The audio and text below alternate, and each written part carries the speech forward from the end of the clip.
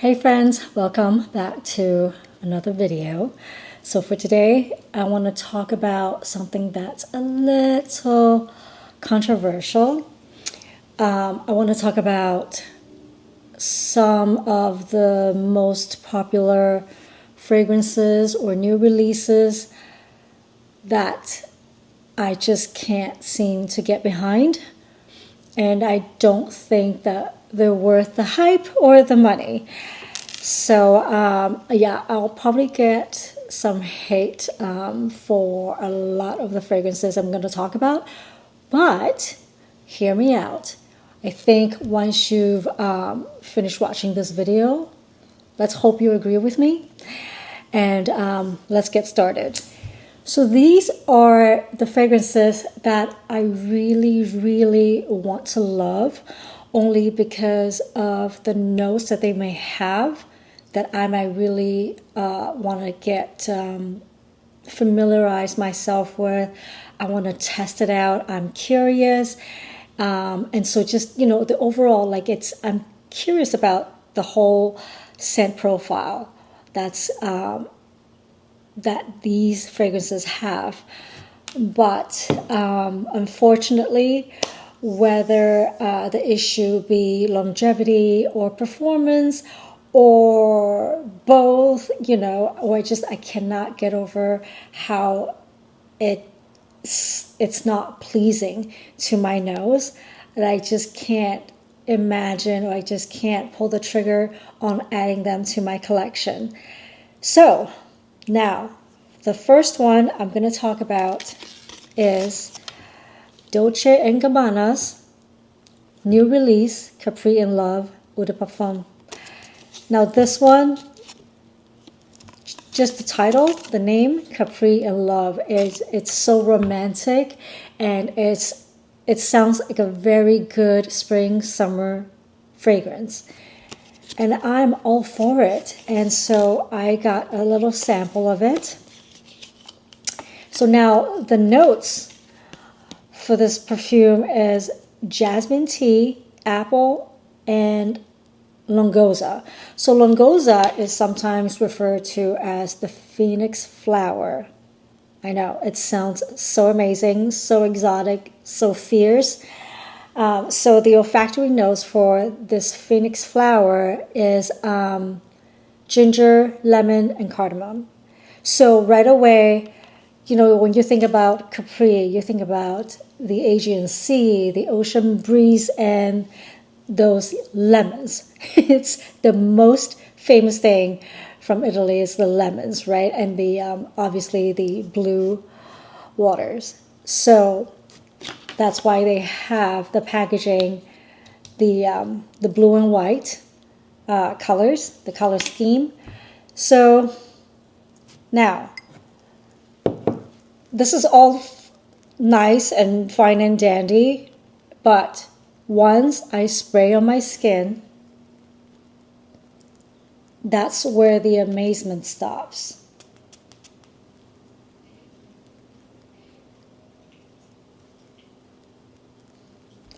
The fragrance opens up very bright, very citrusy, and very fresh because of the jasmine and the jasmine tea. I don't get much of the apple on this, but it's so captivating. It's very fresh, and it's such an amazing summer scent, right? If you're in a hot climate, tropical island, this is definitely the perfect scent. Very fresh and very citrusy in the opening. But the issue with this one, the issue that I have with this one, is the longevity and the performance. It smells amazing for all of 5 minutes, and it just disappears on my skin. After 5 minutes, I do not smell this at all. I don't know what it is. It's so light. It's lighter than a skin scent. And this is an eau de parfum. I'm already, like, this is already going away. The smell is already going away. Where's the longevity in this? And for the price, I mean, it's not an expensive, like super expensive perfume, but still, you're paying a decent amount of money. You, like for me at least, I would expect to have some sort of performance and some sort of long lasting, longevity on this. But no, and this is why I say I want to love this perfume. I want to love this designer fragrance, but it does not last on my skin at all. It's so light and faint already. It has not even been 5 minutes. So yeah, unfortunately, this new release, Capri in Love, I will not be adding to my collection as much as I want to, because this is such an amazing summer scent. If it lasted. So for the next one, I want to switch things up and talk about a fragrance mist that has been going viral, and it's none other than Phlur's Vanilla Skin. This has been flying off the shelf for quite some time. And, I've seen videos of girls that would layer this with the heavy cream. Also a fragrance mist. So they say when you layer these two together, you smell like decadence. A sweet, snackable decadence. So okay, I bought into the hype, so I got both. And this is what I'll be returning. For some reason, it just smells like stale suntan lotion to me. Or like dirty hair oil. It's just like, it does not sit right with me, this one. So yeah, not a fan of this. I don't know why it's gotten so viral. I mean, I get, vanilla, okay. No, vanilla has been trending for some time now, but this is just too strong and too synthetic of a vanilla scent for me. So yeah, it's a pass for me. Although the heavy cream, I can get behind. This, it just smells like nice, fluffy whipped cream or marshmallow. And this is a perfect base for layering. Like I can layer this with my Yum Bougie marshmallow. I can layer this with Kayali, also Kayali's Capri in a bottle, which, by the way, has staying power, and it smells so amazing. So yeah, that one, much better than the Capri in Love, although Maui in a bottle, not Maui, Capri in a bottle, they don't have a full-size version, only those mini travel sizes, which is a shame because a lot of people love them, love that thing. So yeah, heavy cream, definitely. It's just such a nice, fluffy cushion to put on as a base before you put on something that's gonna accentuate and just make the layering just pop, and it just make you smell so edible. So this one, yes. This one is a no, unfortunately. The next fragrance I'm going to talk about that I just I want to love, but I can't seem to just add it to my collection for some reason, is Eladaria from the House of Creed. Now this has been going viral as well, and it is supposedly very fitting for spring and summer, which I agree. Have the sample here. Again, my essay, she's been gifting me with all these little goodies. And I've tried Eladaria for a few times now. I've been spraying it for, different days, and, so I wanted to see whether it's going to change my mind. And every time I spray it, it's just, I think what it is, it's just too powdery for me. The rose is very elegant rose. It's very photorealistic in the sense that when you spray this on, you just get soft petals of pink roses.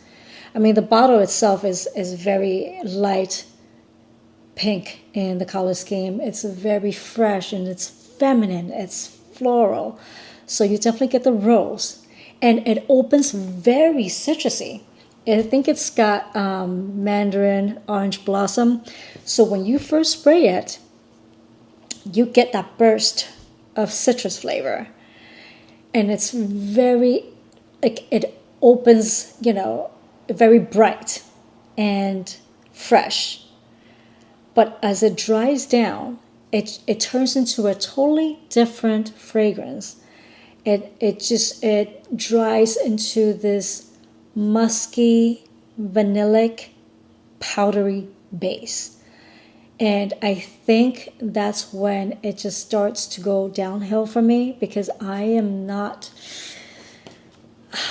it's too powdery. The muskiness and the powderiness is just too much for me.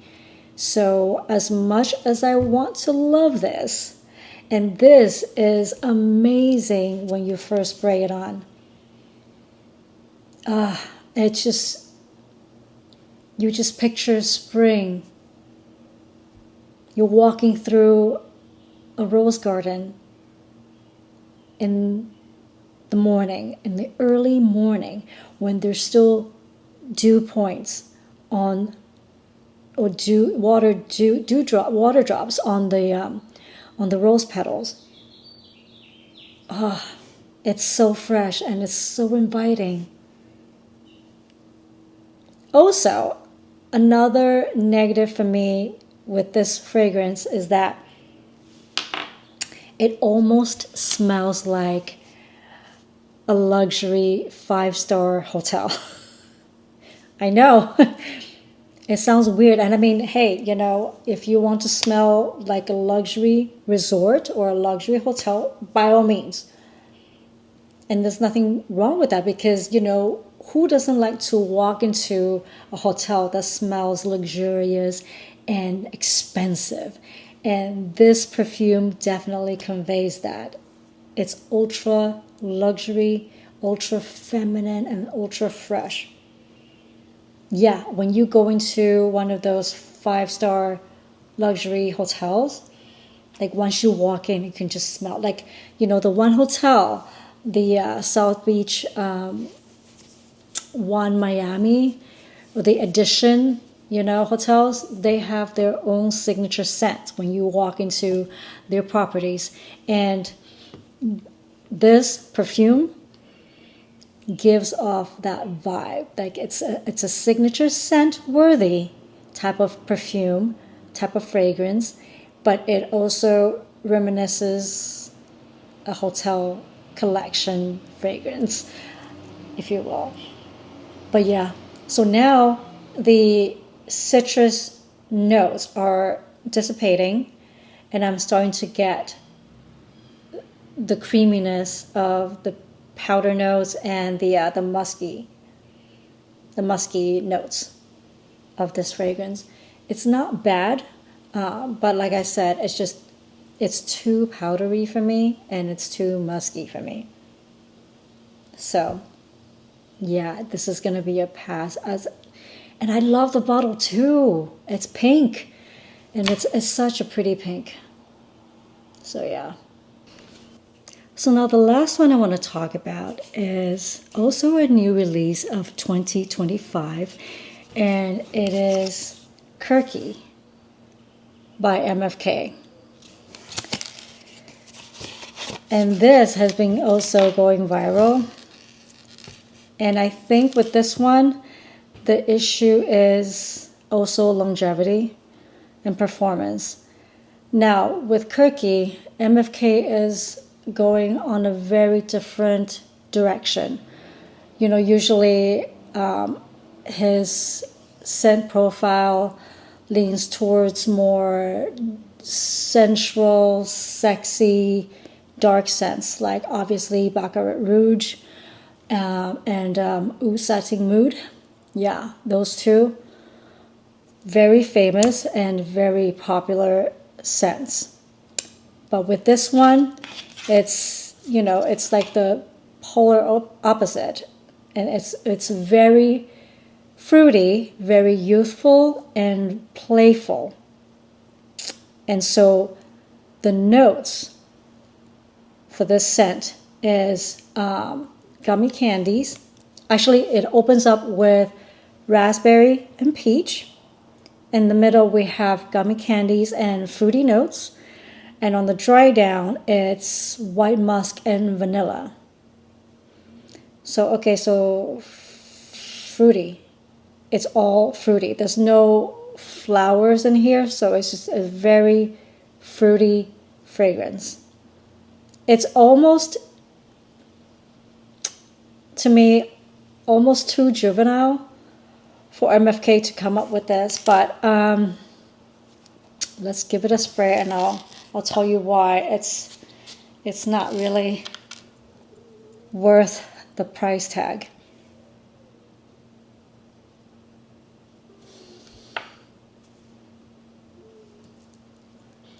I do smell the fruitiness of this one. It's almost very gummy bear-ish, like gummy candy. Very synthetic though. It's very sweet with a hint of freshness. And it's like it smells almost very like sticky. So not a bad opening. But again, on my skin it just doesn't sit right because the sweetness goes away very fast. And it's just like, it leaves a Play-Doh-y kind of smell. So very synthetic smelling for me. But yeah, and it's already starting to disappear, the fragrance. So for a price tag of upwards of 300 and something, I don't know if it's worth the money or the hype. Even though he's created some of the most loved and the most popular scents out there, this for me is almost like a disappointment. So yeah, again, as much as I want to love this, you know, I don't own anything in my collection by MFK. I just think Baccarat Rouge and all his other fragrances are just not my type of scent profile. So yeah, and I was so very excited for this one. I was like, oh, a different scent profile, a different direction that he's going with, but the longevity is just not there. But of course, you know, when you talk about longevity, projection, performance, it's kind of relative because it's very dependent on your body chemistry, the type of weather you're in, the country you're in.